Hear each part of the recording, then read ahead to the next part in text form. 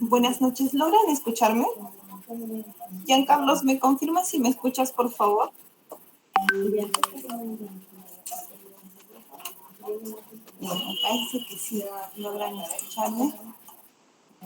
Igual, sí, agradeciéndoles por la invitación en esta segunda oportunidad. Gracias, Giancarlos, y a todo tu grupo de estudios también. Igual, chicos, disculpándome por los retrasos que tuvimos aquí por un problema técnico con el audio, pues es que antes de conectarme quería solucionar este problema, este pequeño inconveniente, y agradecerles, ¿no?, nuevamente por su gentil concurrencia a la pequeña disertación que tan amablemente Giancarlos Aire me ha compartido, ha tenido bien compartir conmigo, ¿no? Bien, si me permiten, por favor, Giancarlos, quiero realizar la presentación de unas diapositivas. Bien, entonces,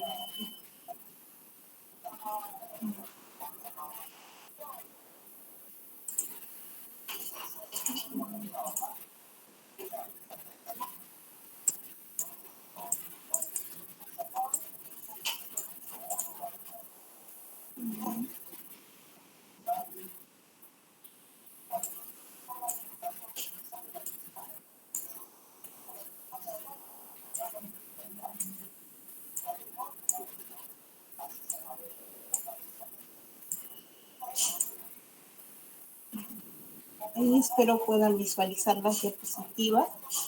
Muy bien. Hoy vamos a tratar pues el tema de las funciones del asistente administrativo en el despacho corporativo, ¿no? Es un tema de alguna forma pequeño, es un tema en el cual las funciones no son extensas como las son de un asistente en función fiscal que en anterior oportunidad tratamos, ¿no? Pero sí tenemos diversidad de asistentes administrativos. Nos vamos a dar cuenta en el transcurso de la exposición que tenemos asistentes administrativos propios del despacho fiscal, también asistentes administrativos del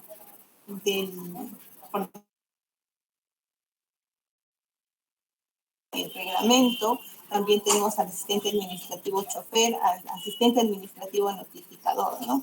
De alguna forma clasifica el reglamento del despacho corporativo, de la organización del despacho corporativo, a estos asistentes administrativos, porque en el transcurso bien les voy a explicar cómo es que cada uno desempeña una función importante para el objetivo del Ministerio Público, ¿no? Uno de los objetivos marcados de alguna forma es conocer, ¿no?, cómo un hecho delictivo se ha desarrollado en modo, forma, tiempo, ¿no?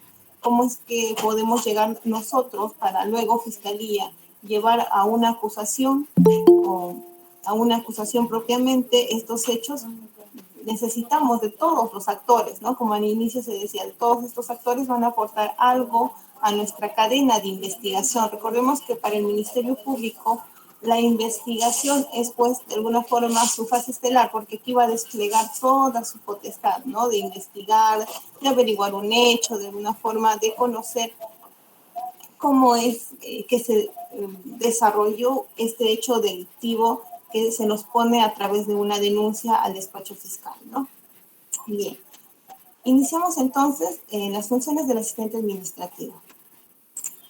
Una de las funciones que nos marca este reglamento de organización del despacho corporativo o el manual que se ha implementado recién en 2014, me parece 14 o 15, a raíz de este avance de la incorporación del nuevo código a varios distritos fiscales, se hizo necesaria, ¿no?, organizar el despacho fiscal corporativo.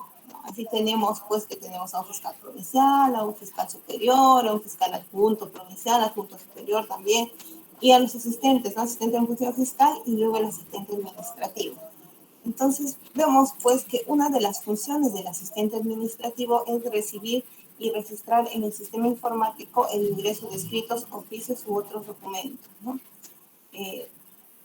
Sería bueno iniciar esto con un ejemplo, ¿no? ¿Cómo es que un asistente administrativo debe recibir o registrar en el sistema informático? En la anterior exposición les comentaba que nosotros en Fiscalía tenemos un sistema de gestión fiscal, inclusive les hacía la presentación de cómo es el formato de este sistema de gestión fiscal.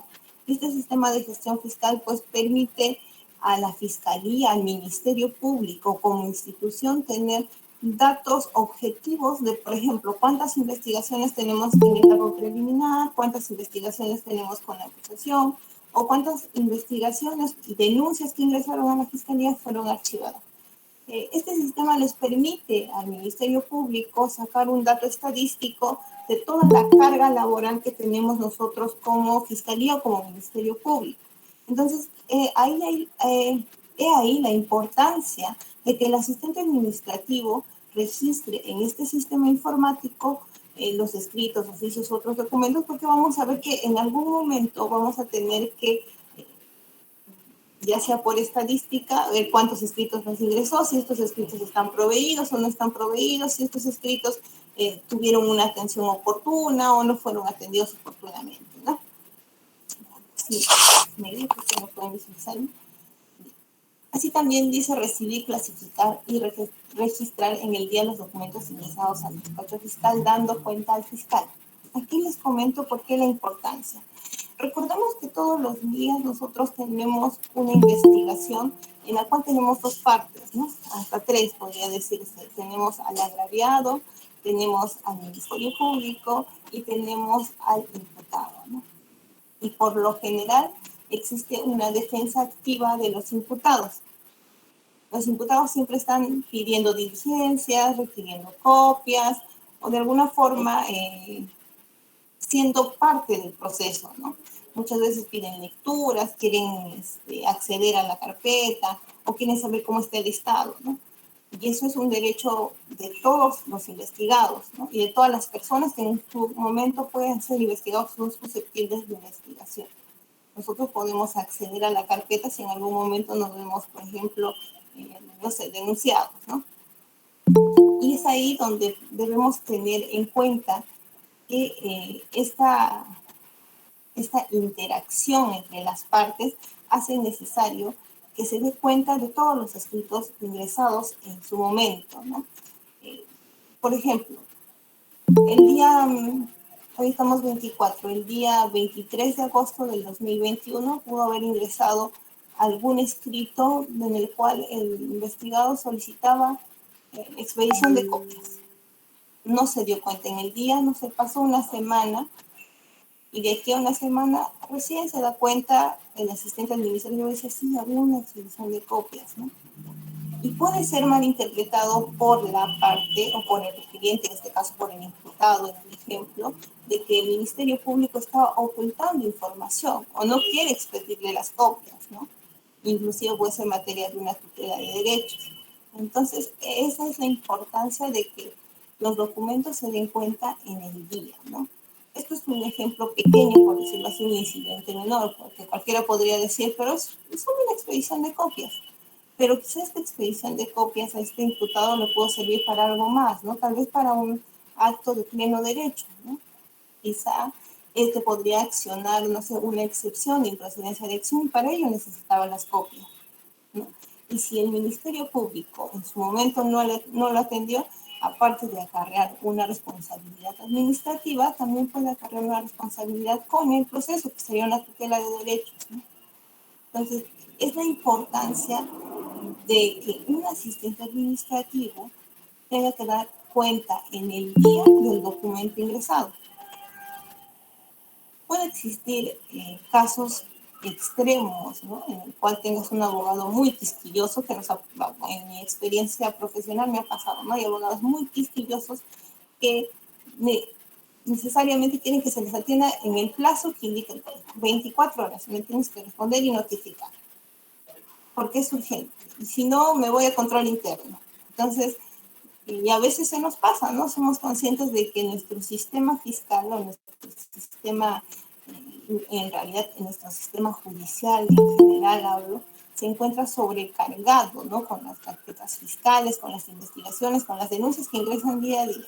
Y a veces es imposible atender en un despacho que tiene 100 casos al mismo tiempo, ya sea en preliminar, en preparatoria, en acusación, en sobreseimiento. Es muy difícil atender a estos casos todos los días, pero se hace necesario, ¿no?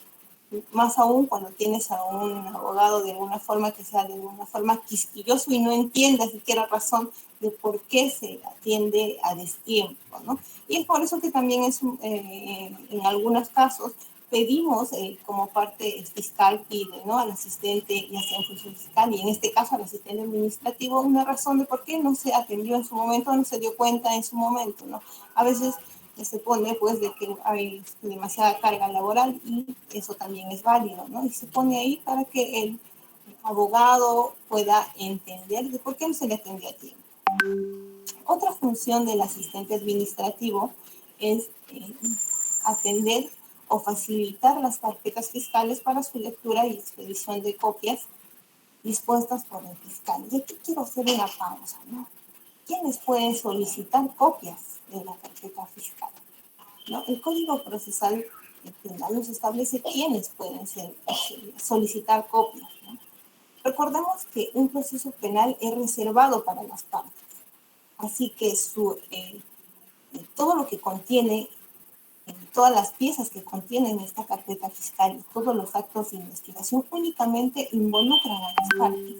Y ustedes dirán, ¿y puede un tercero acceder a alguna copia, alguna pieza procesal? Sí.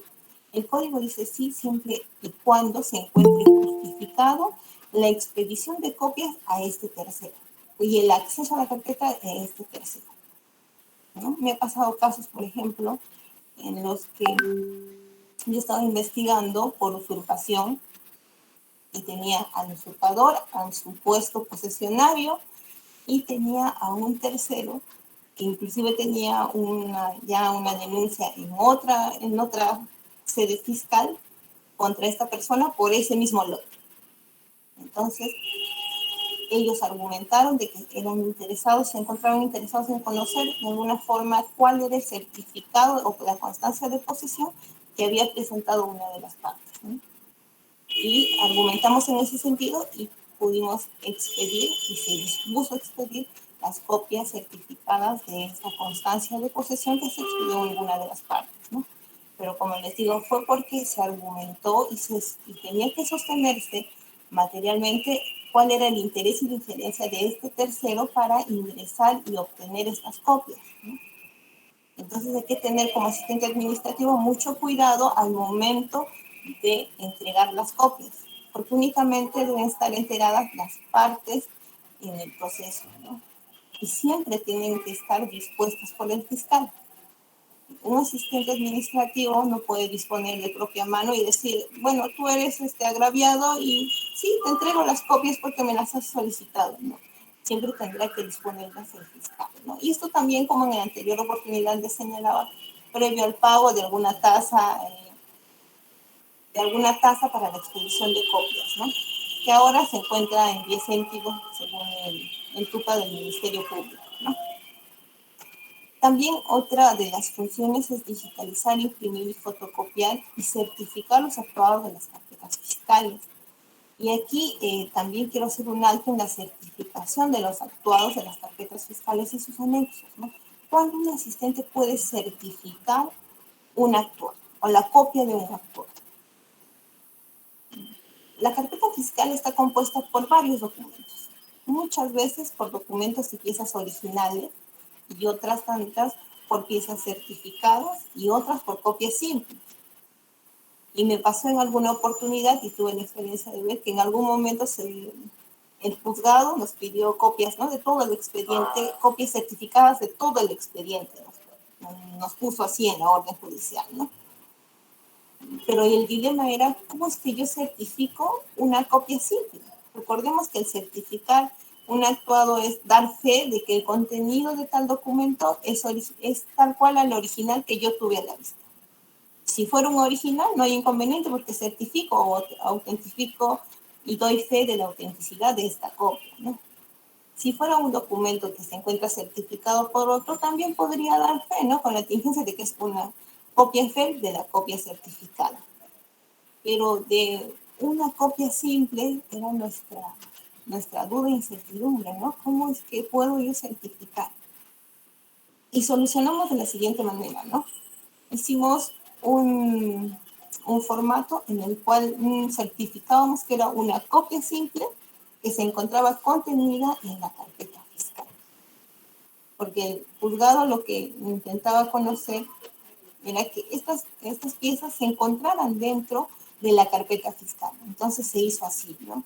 Pero lo correcto siempre es certificar un original o hasta inclusive una copia certificada, porque recordemos que las copias certificadas tienen el mismo valor que una pieza original. Entonces, esta fue la solución que en ese momento nosotros encontramos, pero la certificación propiamente siempre es de una pieza original o de una pieza en copia certificada, ¿no?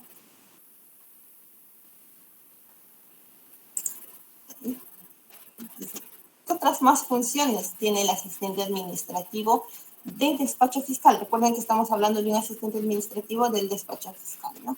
Apoyar en la conformación, foliación y organización de la carpeta fiscal. Recordemos pues que la custodia está encomendada tanto al asistente administrativo como al asistente en función fiscal, conforme lo vimos, ¿no? en las funciones y funciones del asistente en función fiscal. Y también esta carpeta tiene un orden, pues definitivamente, ¿no? Un orden, como lo decíamos en la anterior oportunidad, este orden tiene que estar por decirlo así, de la fecha antigua a la fecha actual, ¿no? En orden cronológico, ¿no? Tiene que estar organizado en orden cronológico y también tiene que tener una foliación, es decir, tienen que estar enumerados desde la hoja número 1, que sería la carátula de la carpeta fiscal, hasta 200, de 200 en 200 cada tomo, ¿no? Primer tomo del 1 al 200, segundo tomo del 201 al 400, y así, ¿no? Se organiza la carpeta fiscal. Y en esta organización también se le encomienda al asistente administrativo, ¿no?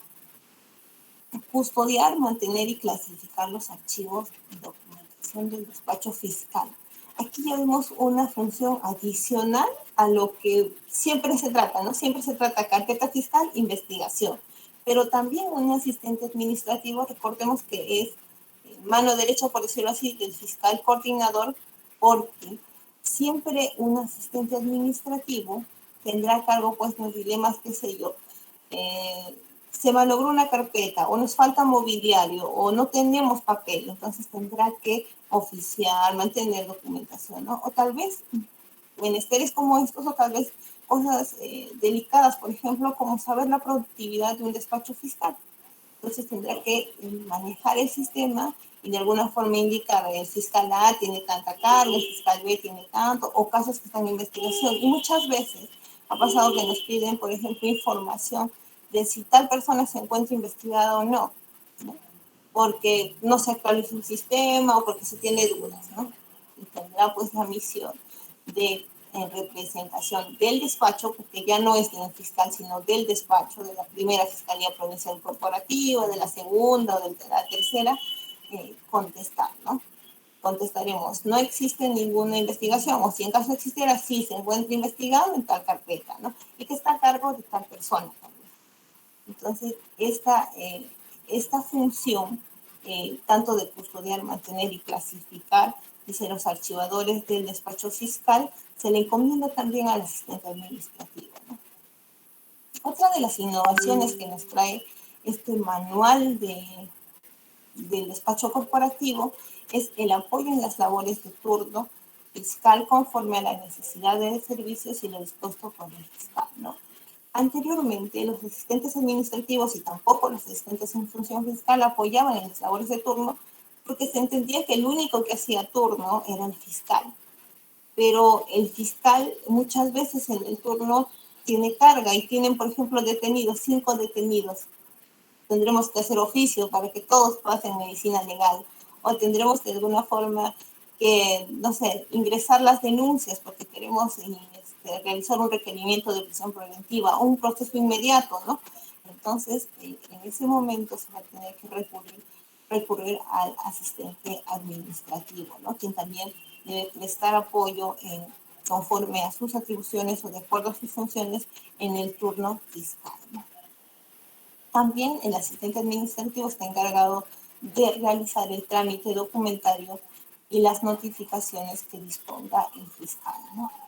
Es en realidad una función, por decirlo así, base o primordial dentro del despacho fiscal, que tanto el asistente en función fiscal como el asistente administrativo puedan generar notificaciones y realizar el trámite documentario, ¿no? Actualmente las fiscalías a nivel nacional tienen implementado el SEA, ¿no? Es un sistema administrativo, ¿no? En el cual se permite, pues, cursar oficios dentro de la institución, ¿no? Inclusive generar oficios para instituciones diferentes, ¿no? Al Ministerio Público, gobiernos regionales, municipalidades provinciales, ministerios, qué sé yo, ¿no?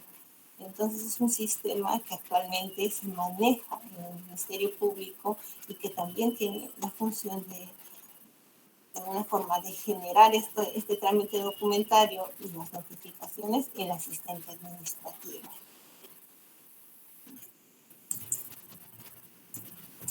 Aquí les puse un ejemplo de un membrete que nosotros en el Ministerio Público utilizamos, ¿no? ¿Y por qué les pongo este membrete, ¿no? Nosotros en el Ministerio Público tenemos un manual de identidad. Este manual de identidad, por ejemplo, que les pongo a la vista, es del año 2016, ¿no? Y este manual de identidad nos pone, de alguna forma, nos marca la pauta de cuál debe ser el logo que utilicemos en ese año, ¿no? Actualmente se utiliza este logo, que es, bueno, el logotipo del Ministerio Público, los colores del Ministerio Público, inclusive dónde va colocado el año, la dirección y todos los datos, ¿no? Que deberían ir en una hoja membretada de uso externo de las fiscalías, ¿no? ¿Y por qué lo coloco en el rubro que tratamos del asistente administrativo? Porque el asistente administrativo se encarga, pues, de estos menesteres en el despacho fiscal, ¿no? De generar oficios, de tramitar, como les decía, por ejemplo, requerimientos, ¿no? Ya sea de personal, de mobiliario, o inclusive muchas veces se encarga al asistente administrativo la función de mesa de partes, ¿no? Pero esta función de mesa de partes veremos nosotros que en el manual del, del despacho corporativo está dividida, ¿no? Es diferente a la que hace un asistente administrativo del sistema fiscal, ¿no?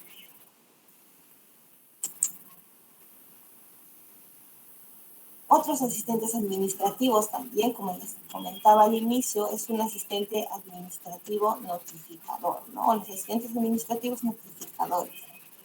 Y este asistente administrativo notificador, de alguna forma se les da menos protagonismo, ya sea en este manual, pero en realidad la función y la actividad que desempeña este asistente administrativo notificador es de vital importancia, ¿no? La clase anterior les indicaba que la notificación es muy importante en tanto da a conocer a la otra parte de las acciones que realiza el Ministerio Público, ¿no? Es un acto por el cual ponemos en conocimiento a la otra parte del contenido de las disposiciones, de las providencias que nosotros en el despacho fiscal emitimos, ¿no? ¿Y para qué? Para que ellos puedan realizar puedan pedir actos procesales o puedan inclusive realizar el control de nuestros actos. Recordemos que ahora en el nuevo Código Procesal Penal las partes sí tienen injerencia directa en la investigación, ¿no? Ellos pueden a través de nosotros pedir, por ejemplo, algún acto de investigación, ¿no? Que se tome la declaración de tal persona. ¿Por qué? Fundamento, ¿no? Porque esta persona fue testigo directo del hecho y el cual nos podrá aportar de alguna forma el tiempo, modo, circunstancia de cómo se realizó el delito. Entonces yo como fiscalía tendré que llamarla a declarar. Pero ¿qué pasa si me pide a mí la declaración de su testigo y yo como fiscalía le niego? Pero nunca lo notifico. O si lo notifico mal y nunca se da por enterar. Esa persona de alguna forma verá recortadas sus derechos, ¿no? Porque bien pudo accionar e ir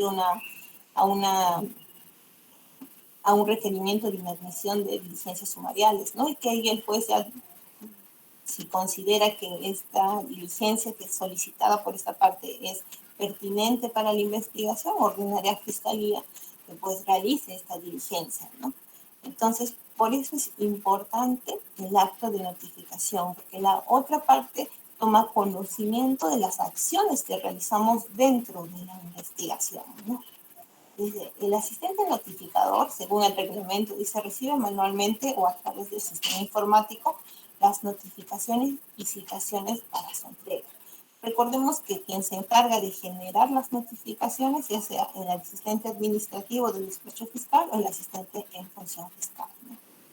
Pero generadas las notificaciones, tendrá alguien que llevarla hasta el domicilio, ya sea domicilio procesal o domicilio real o legal, de la persona a la cual queremos notificar, ¿no? Y el encargado de esta acción, pues, es el asistente administrativo notificador, ¿no? Así este asistente tendrá que entregar las notificaciones al destinatario, registrando la recepción de estas notificaciones, ¿no? Y aquí quiero hacer de alguna forma, quiero llamar su atención, ¿no? En nuestro Ministerio Público o el Ministerio Público tiene un reglamento de notificaciones, citaciones y comunicaciones entre autoridades en la actuación fiscal, ¿no? Que está aprobada con resolución 729 del 2006. Ya es un reglamento antiguo, pero que aún tiene vigencia y el cual nos marca las pautas, ¿no? Les cuento, por ejemplo, un hecho, ¿no? En algún momento, a mí como asistente en función fiscal me tocó notificar, ¿no? Teníamos la huelga de trabajadores y se hacía importante y urgente notificar a una persona porque lo estábamos llamando y ya se vencían los plazos de la investigación y recuerdo que en ese momento teníamos únicamente 20 días para la investigación preliminar y bueno, se me envió a mí a notificar, se me pidió notificar una cédula de notificación citando a una persona que era pues un testigo, ¿no? Y yo en cumplimiento de la función encomendada pues procedí, ¿no? Y me fui hasta la dirección, fue a la dirección, encontré el domicilio, pero no encontré a nadie, toqué la puerta y no había nadie, ¿no? Nadie respondía a la puerta.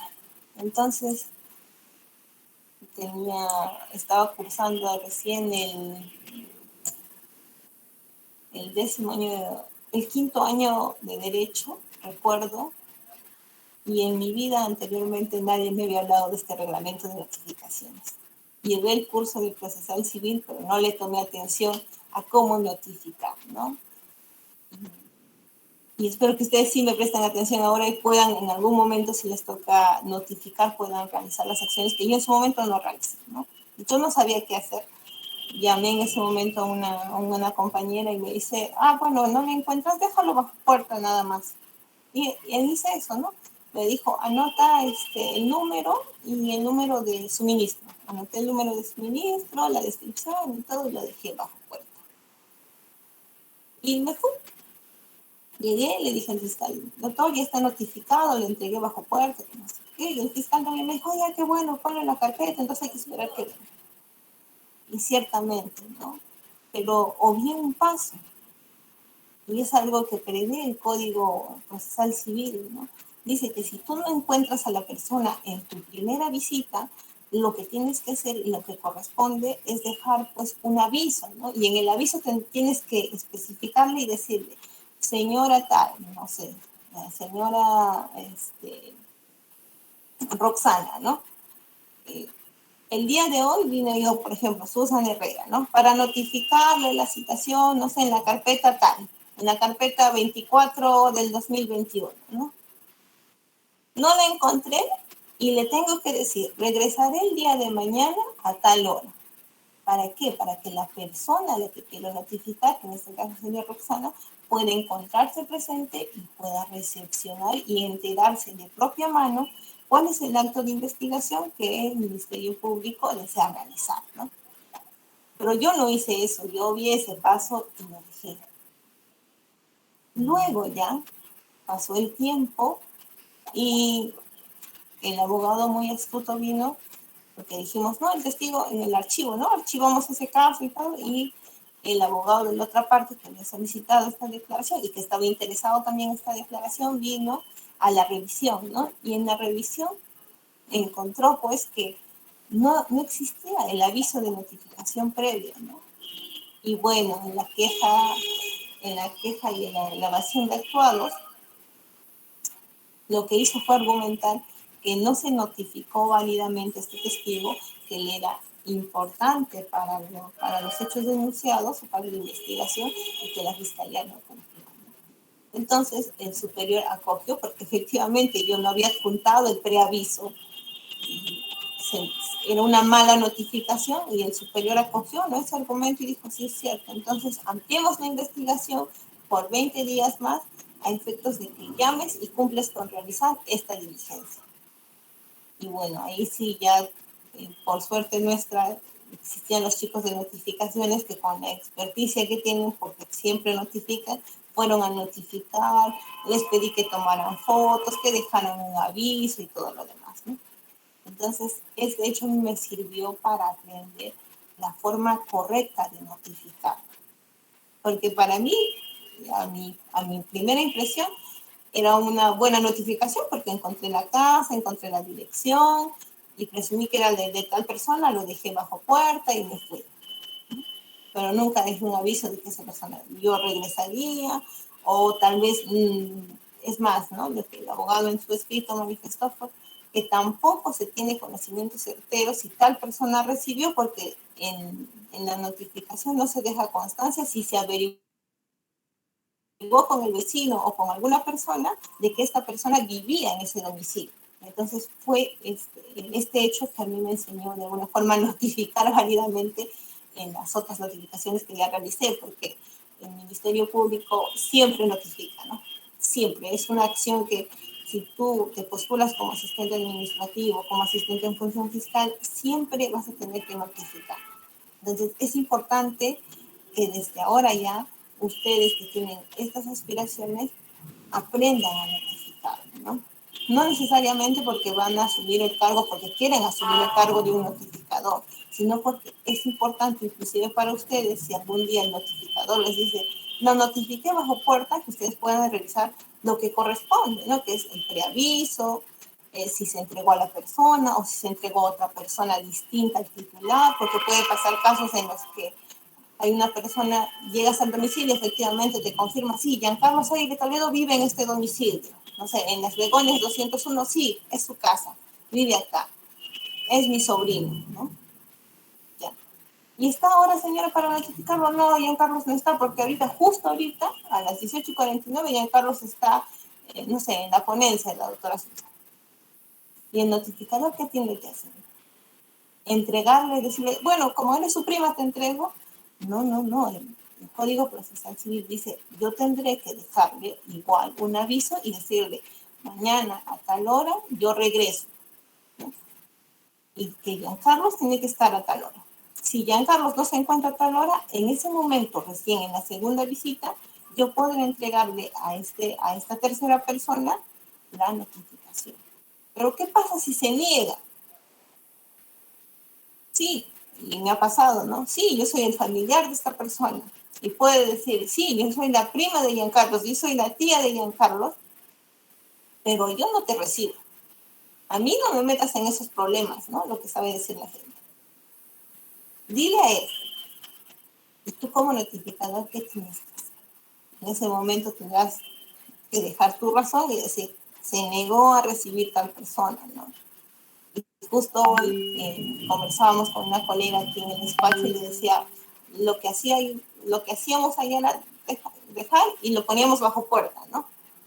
Y ella me decía, pero eso no está reglamentado, es una práctica sí que tenemos, pero no está reglamentado, ¿no? Es una práctica muy usual de los notificadores y de los asistentes, inclusive de los secretarios, dejarlo bajo puerta, pero eso no está reglamentado, es una práctica usual. Pero sí se puede hacer eso, ¿no? Dejarlo, porque recordemos que podemos dejarlo bajo puerta o pegado, dice, en la puerta, pegar la notificación en la puerta y decir que se dejó, ¿no? Y dejar la constancia de que la tercera persona también se negó a recibir, ¿no? O a veces el propio titular se niega a recibir la notificación Y nos dice, no, no te lo recibo.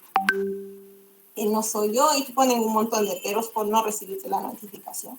Y por eso también tendrás que, ahora con la tecnología de nuestro celular, de nuestro aparato celular, tomar las fotografías al domicilio, siempre anotar el suministro del domicilio y las características del domicilio, ¿no? De cómo es que es este lugar, ¿no? Por ejemplo, la descripción, y alguna vez también nos pasó esto, ¿no? Se puso una casa con fachada de color rosado, de 2 pisos, con una puerta de ingreso, 2 ventanas de vidrio, ¿no? Se puso eso, ¿no? En la explicación.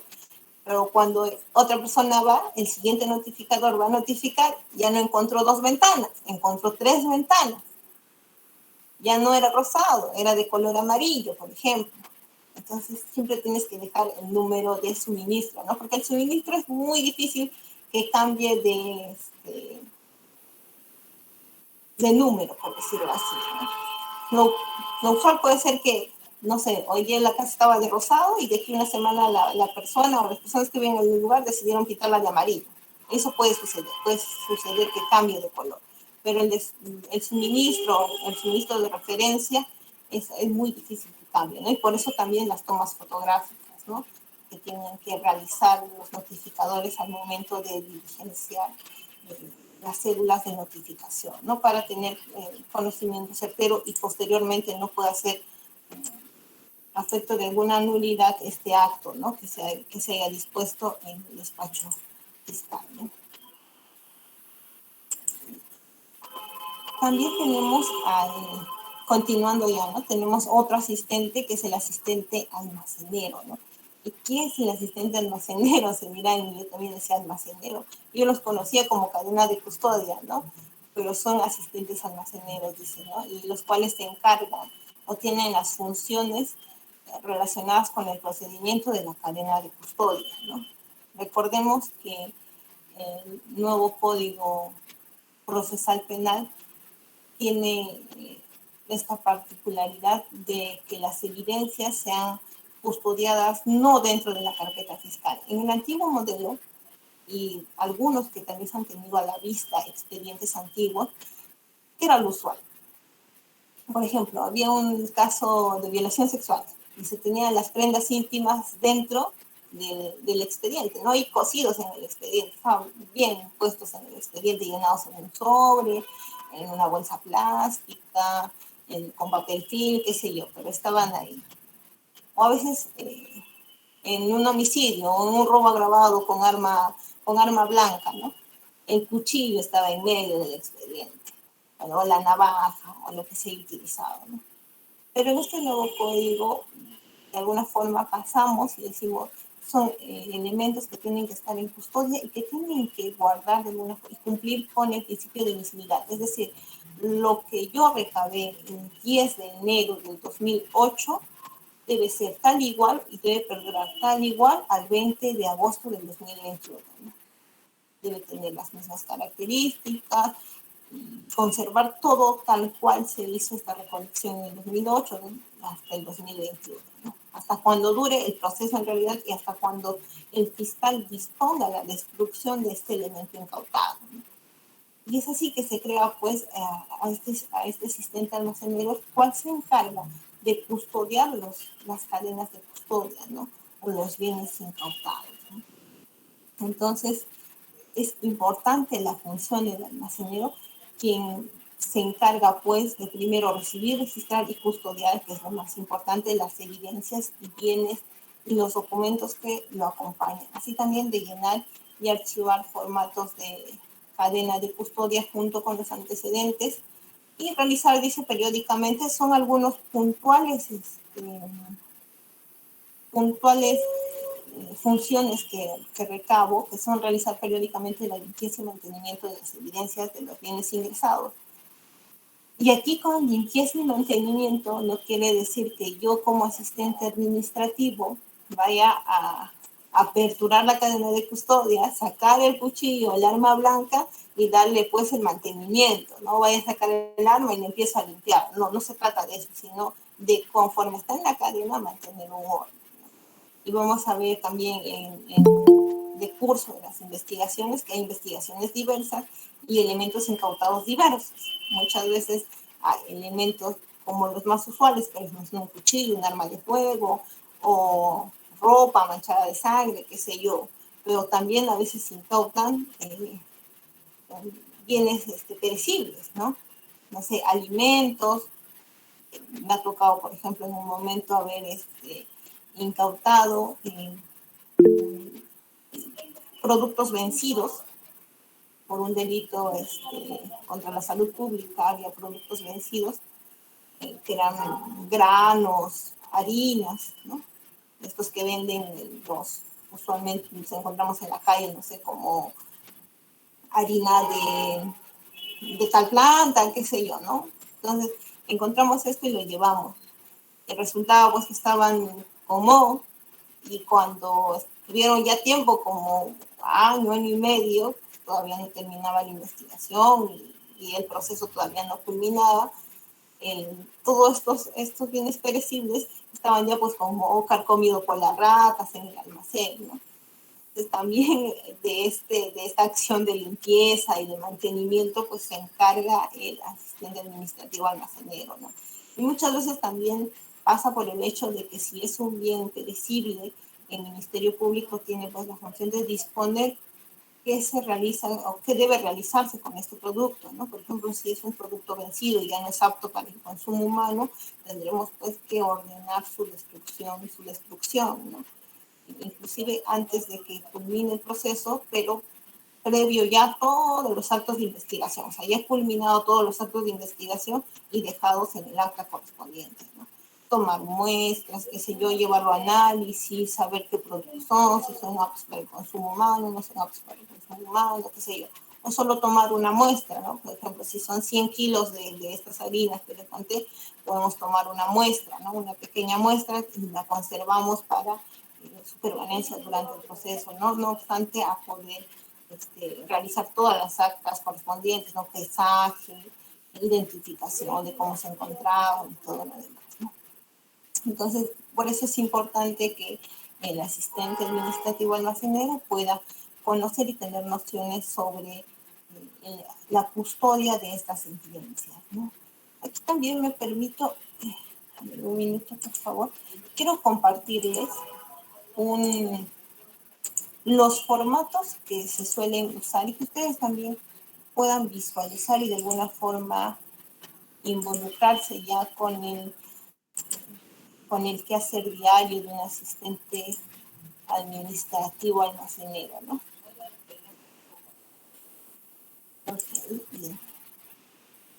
Estos son los formatos que usamos para el rótulo de indicios, ¿no? Para los elementos, los elementos incautados en los cuales debemos escribir, ¿no? El más conocido es el formato A6 y el formato A7, ¿no? Este formato A6 es el rótulo de indicios, evidencias y elementos recogidos en cadena de custodia. ¿Qué consignamos en esta cadena de custodia? De alguna forma para que puedan poner en práctica cómo rellenamos, ¿no? Porque en algún momento de nuestras vidas, si deseamos ingresar al Ministerio Público, vamos a tener que rellenar uno de estos formatos, se los aseguro, siempre van a, por lo menos uno en toda su trayectoria, van a tener que rellenar, tener que realizar. Por ejemplo, ¿no? El número de hallazgo. Si vamos a una escena del crimen, por ejemplo, si se ha cometido un homicidio, podemos encontrar muchas evidencias, ¿no? Un arma de fuego, no sé, muestras de sangre, no sé, algún elemento que se ha utilizado, botellas, vasos, preservativos, inclusive muchas veces se encuentran en estas escenas de homicidio, de violación, qué sé yo, ¿no? Entonces, lo que se hace primero es enumerar. Por ejemplo, tenemos un vaso, una botella, un arma de fuego, podemos poner 1, 2, 3, 4, 5, ¿no? Entonces, cada uno tendrá un número. Por ejemplo, el vaso es el número 1 y la botella el número 2. Entonces ponemos número de hallazgo. Si es del vaso, pondré 1. Si fuera de la botella, pondré 2, porque ya tengo 1 y 2, ¿no es cierto? La cantidad, ¿cuántos? Por ejemplo, encontré un vaso. Entonces, cantidad 1 de unidad, ¿no? Unidad de medida, unidad, ¿no?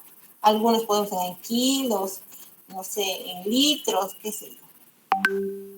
La dependencia o unidad que interviene, si es la Fiscalía, el Ministerio Público, pondremos primer despacho de la Fiscalía, no sé, Provincial Penal Corporativa, en este caso de Cerro de Pasco, por ejemplo, ¿no?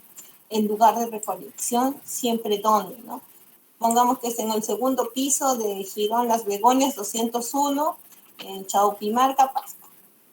Tendré que poner la dirección correcta, de ser posible el piso. Si es que es un hotel, por ejemplo, tiene un número de habitación, el número de habitación, ¿no? El día, el mes y el año y la hora en la cual se realiza la recolección, ¿no?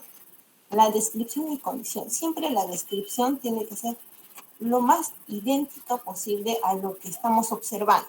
Por ejemplo, si tengo un vaso de cristal, hay muchos vasos de cristal y hay muchos cristales de muchos colores, con muchas formas. Entonces tendré que describir un vaso de cristal de color, no sé, verde o con aparente color verde. A veces tiene rotulados con rotulado cristal, por ejemplo, ¿no? Cristal, la cerveza del Perú, no sé, que tiene siempre rotulado, ¿no?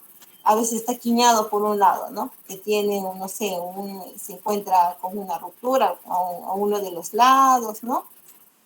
O tiene a veces algo de más, por ejemplo, una característica de más, no sé, que está pintado, no sé, tal vez el hotel le puso alguna característica con algún plumón, que se tendremos que describir la condición del bien tal cual nosotros lo observamos. ¿Para qué? Para que en el futuro, cuando alguien que no haya participado en la diligencia pueda saber que el vaso que se encuentra en tu cadena de custodia es el mismo que tú describes en este formato A6, ¿no? El tipo de embalaje utilizado, esto ya se refiere a dónde tú introduces y cómo vas a mantener en cadena de custodia. Por ejemplo, lo que usualmente hacemos es agarramos un sobre manila y insertamos ese vaso en el sobre manila. Entonces, y forramos ese sobre manila con una cinta de embalaje color transparente, ¿no?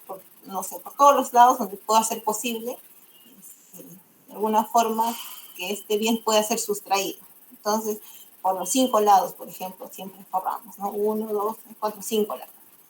Lo embalamos bien, ¿no? Entonces, y también decimos, firmado por tal fiscal, ¿no? O por los intervinientes o por las partes intervinientes y decimos quiénes, ¿no? Usualmente firma el policía que participa en la diligencia, el fiscal, y, no sé, el abogado, el imputado, pueden ser varias personas que se encuentren en ese momento, todos ellos firman la cadena de custodia, ¿no? Quien recolecta el bien es la persona que agarra y le pone en el sobrecito, para decirlo así, ¿no? El nombre completo, el DNI, si es un policía, si es fiscal, no sé quién. Y quien embala también y pone su firma en esta cadena de custodia, ¿no? Igual, y tenemos el formato A7, que es la continuidad de la cadena de custodia, ¿no? Recordemos pues que recogemos el bien y el bien no es que se quede con la persona, si lo recabó el efectivo policial, no es que se quede con el efectivo policial, sino que tendrá que trasladarlo a la fiscalía. Y muchas veces la fiscalía envía estos materiales o evidencias también a, no sé, a otra dependencia, ¿no? Por ejemplo, a los peritos, no sé, a un perito para que le pueda sacar las muestras, por ejemplo, de ADN, qué sé yo, se encontró, o podamos saber qué tipo de, este vaso, qué tipo de, por ejemplo, si sospechamos que es producto de un envenenamiento que murió la víctima, qué tipo de insumo químico, ¿no? Puede contener este vaso, o pudo haber contenido, por ejemplo. Entonces tendremos que nosotros también movilizar esta muestra. Y con este propósito se crea esta cadena de custodia, ¿no? Y tendremos que continuar. Si la recibí yo, tendré que poner fecha, hora, mi nombre, mi DNI, mi cargo, ¿no? El código de recepción, el propósito del traslado y quién ha autorizado, ¿no? Por lo general siempre es el fiscal quien autoriza el traslado y firma y observaciones, ¿no? Una de las observaciones más comunes que se ponen en estos formatos A7 es, pues, ¿no? Se encuentran sellado o sobresellado por los 5 lados, ¿no? No se evidencian signos de apertura, algo así, ¿no? O muchas veces pasa que pesar de que tú estás manteniendo la cadena de custodia, encuentras, por ejemplo, que el sobre se rompió, ¿no? O tiene alguna marca además. Entonces tendrás que consignarlo en las observaciones, porque recordemos que quien continúa la cadena de custodia se supone que el último que recibe es el responsable directo de lo que pueda pasar con este elemento o evidencia incautada, ¿no? Entonces, estos son los formatos que siempre acompañan a,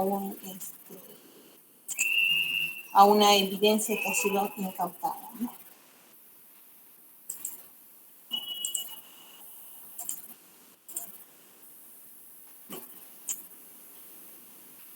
Continuamos entonces con... y el reglamento que les hablo, el reglamento de cadena de custodia, que también el Ministerio Público lo maneja por ser la entidad de preeminencia que tiene a su cargo estos bienes incautados, pues ha sido aprobado con la resolución 729 del 2006, del 15 de junio del 2006, ¿no? Todo esto con la implementación del nuevo Código Procesal Penal, que ya ahora no es tan nuevo porque ya tiene sus añitos, ¿no? Este Código Procesal Penal, ¿no? Y pues bueno, como les indicaba, el asistente almacenero tiene entre sus funciones registrar también, ¿no? los bienes ingresados, ¿no? Y ahí, inclusive el reglamento mismo de cadena de custodia prevé que deberá registrarse el estado, la conservación y la descripción según la información proporcionada, fecha y hora de ingreso, ¿no? Fiscalía que ha intervenido, número de ingreso, nombre de los sujetos procesales, el delito que se investiga y otras anotaciones, observaciones que sean necesarias para la identificación de a qué caso pertenece esta evidencia que se dispone de trasladar de alguna forma a los almacenes del Ministerio Público, ¿no? Bien, también tenemos al asistente administrativo de mesa única de partes, ¿no? Usualmente en las fiscalías en provincia no se estila tener una mesa única de partes, ¿no? Pese a que el reglamento sí lo prevé, pero sí se tiene una mesa de partes única del despacho fiscal, por decirlo así, ¿no? Y, y este asistente administrativo único de mesa de partes pues tiene la misión y la función de recibir y registrar en el sistema informático las denuncias e informes policiales, ¿no? Y es muy importante que pueda registrarlos tal cual de alguna forma se presenten, ¿no? Y tiene la obligación de verificar la conformidad de los documentos presentados, ¿no? Esto es una obligación de mesa de partes, porque recordemos que si yo deseo ingresar una denuncia o algún documento a la fiscalía, tendré que detallar primero cuántos folios estoy ingresando, es importante, y si los estoy ingresando en copias simples, en original, copias certificadas, o si tengo alguna observación adicional, ¿no? Muchas veces nos adjuntan un CD, por ejemplo, ¿no? Tendré que poner también adjunto un CD número tal, en esa parte tendrá que verificar si este CD contiene o no contiene información, y si esta contiene información tendrá que ponerse, ¿no? Si se ha verificado que contiene tal archivo, por ejemplo, ¿no? O muchas veces los CDs se encuentran en blanco, por ejemplo, no se puede evidenciar, ¿no? Entonces tendrá que considerarse esa observación para que cuando se traslade al fiscal responsable, este también pueda, de ser necesario, requerir esa información que estaba contenida, por ejemplo, en este caso, en el CD, ¿no? O requerir, si el fiscal, por ejemplo, hizo un levantamiento del secreto bancario, requirió que sean en documentos certificados, pero el banco nos remitió en copia simple. Entonces, yo como mesa de partes tendré que poner copias simples.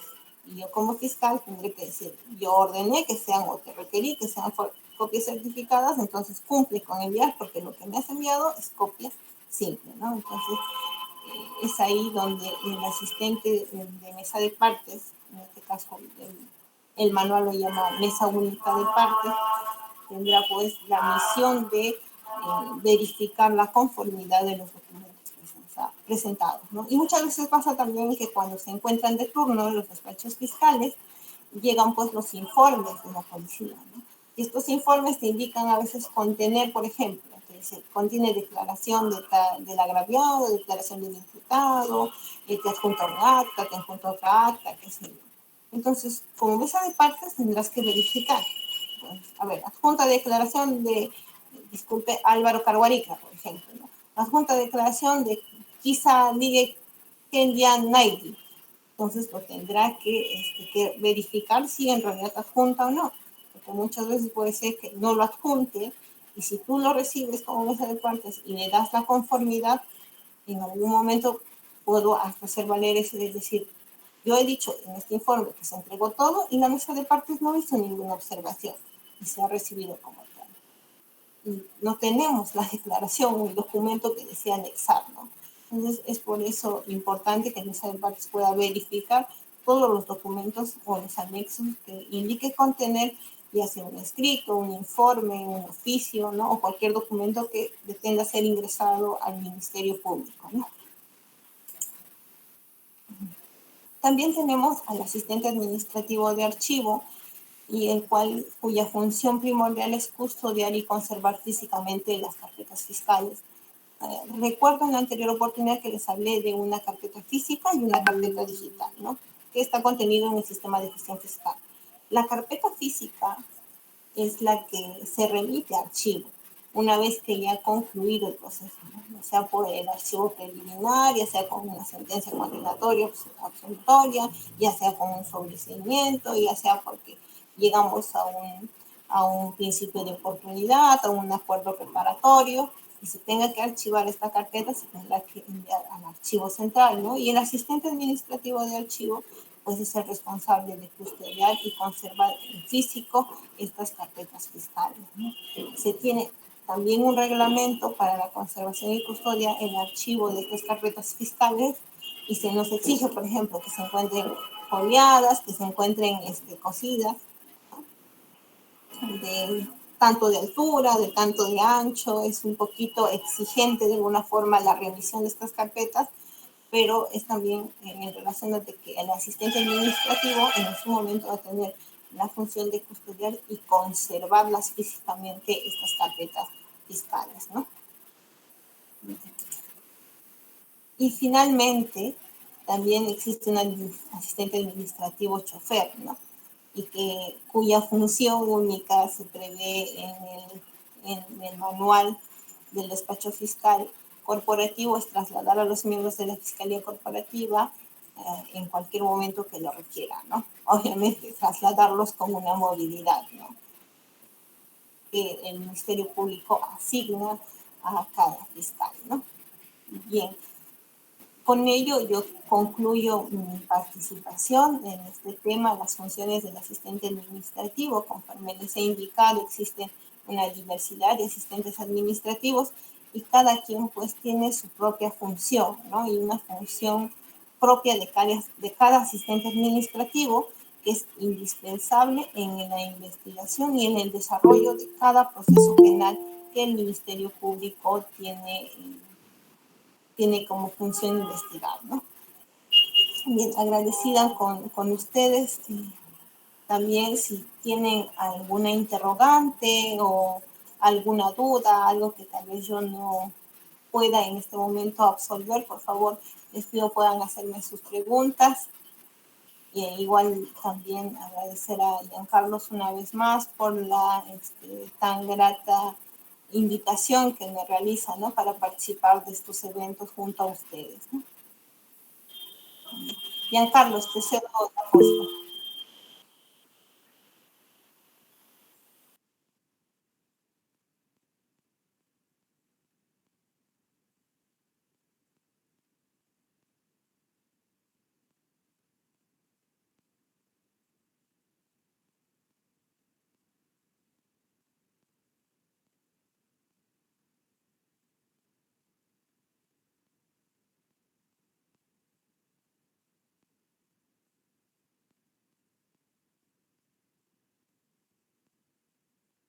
Bien, esperamos entonces. Gracias, Giancarlo.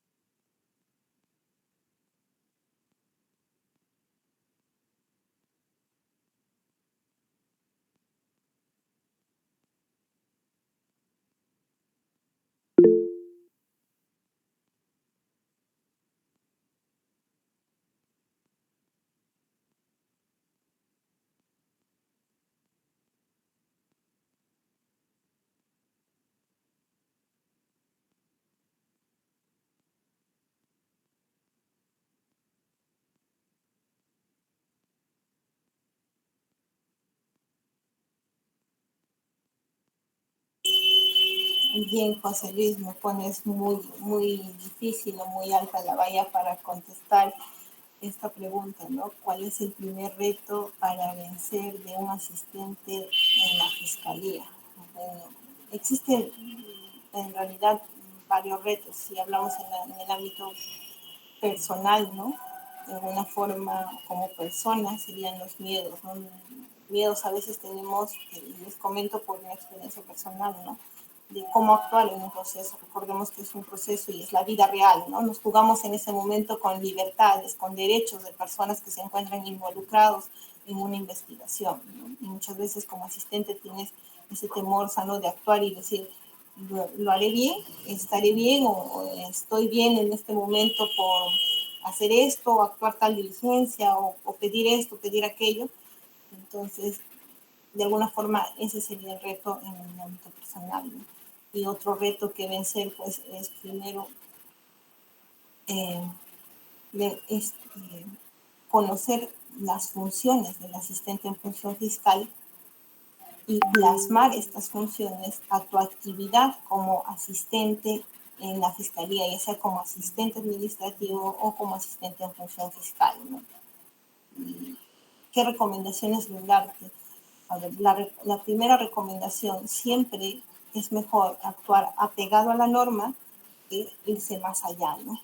Que llegar a la interpretación, que es una interpretación errada, ¿no? Es siempre mi consejo, apegarte siempre a lo que manda tus funciones y a lo que la regla o la norma te dicta realizar en un proceso, ¿no? Si bien es cierto, el derecho es amplio y se puede prestar a un montón de interpretaciones, pero en el tema procesal, como asistente, yo siempre soy más del criterio de que siempre actuemos de acuerdo a la pauta que nos marca las reglas ya establecidas, tanto en el Código Procesal Penal, en los reglamentos, en las directivas que nos brinda el Ministerio Público y hasta el Poder Judicial, ¿no?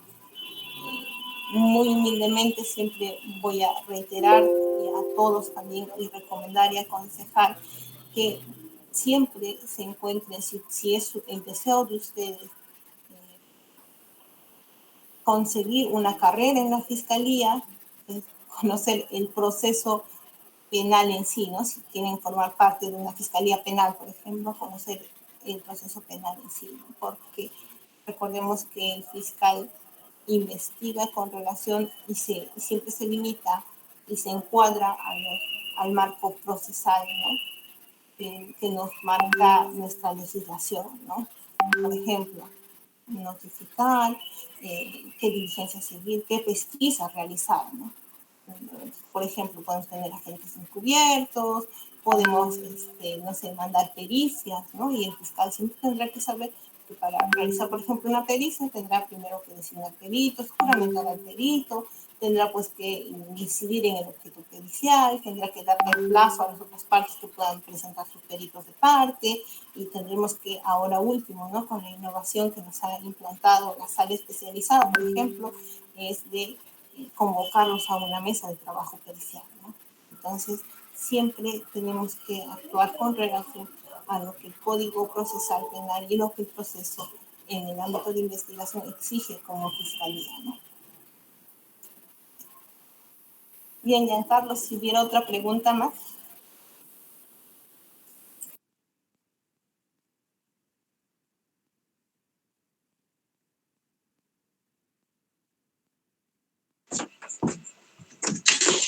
Doctora, por el momento no hay ninguna otra pregunta, doctora.